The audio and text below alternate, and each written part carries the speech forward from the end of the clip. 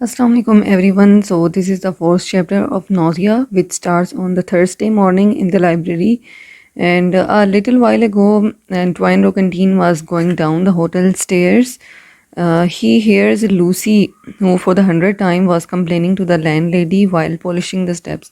He is always complaining to the people who are around her, like she is not happy with life, although there are no problems with her, but she always complains about anything which she finds irritating or uncomfortable to her. Proprietress, who is sitting on a wheelchair, cannot speak easily. She was speaking with very much difficulty because she was using short sentences and had not put in her false teeth. जो जब बूढ़े हो जाते हैं तो उनको दांत वगैरह लगाने पड़ते हैं बोलने के लिए, लेकिन इसने उस वक्त तक नहीं लगाए हुए थे जब लूसी से बात कर रही थी। मतलब दोनों झगड़ा ही कर रहे थे, जिस तरह एक किराएदार और मालकिन के दरमियान में होता है।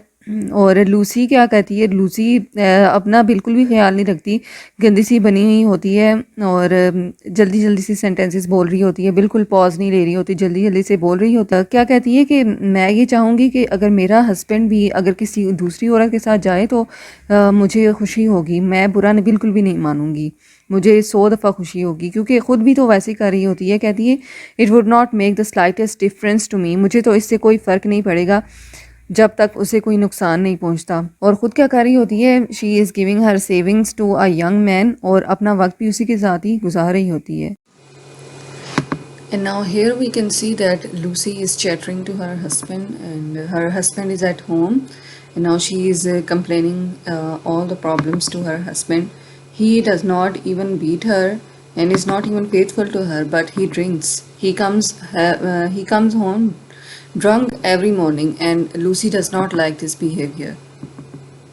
जाहिर है किसको पसंद होता है कि उसका हस्बैंड ड्रिंकिंग करके घर आ जाए, लेकिन वो उसके साथ बुरा बिहेव बिल्कुल भी नहीं करता, फिर भी लूसी को अच्छा नहीं लगता उसका ये बिहेवियर।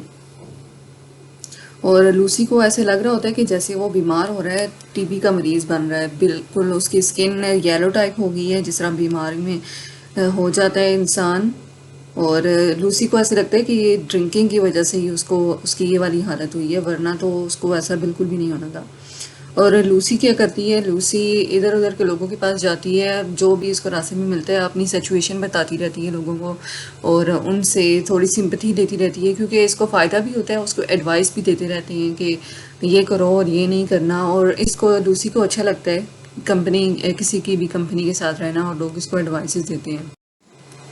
लेकिन जब भी लूसी अपने रूम में जाती है तो वो सोचों में गुम हो जाती है, और सोचों में गुम होने से बचने के लिए वो क्या करती है कि सिंगिंग स्टार्ट कर देती है, like humming she just start humming in her room to keep from thinking.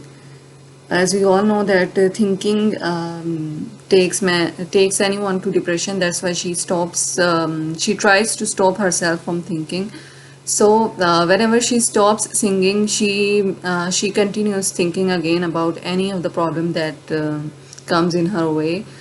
और रोकंटीन एंटवाइन रोकंटीन ऐसे सोचता है कि इसकी लाइफ तो ऐसे ही चलती जा रही है कि प्रॉब्लम्स ही प्रॉब्लम्स है इसकी लाइफ में, और अगर ये इसी तरह से चलता रहा तो ये बिल्कुल भी ठीक नहीं होगी।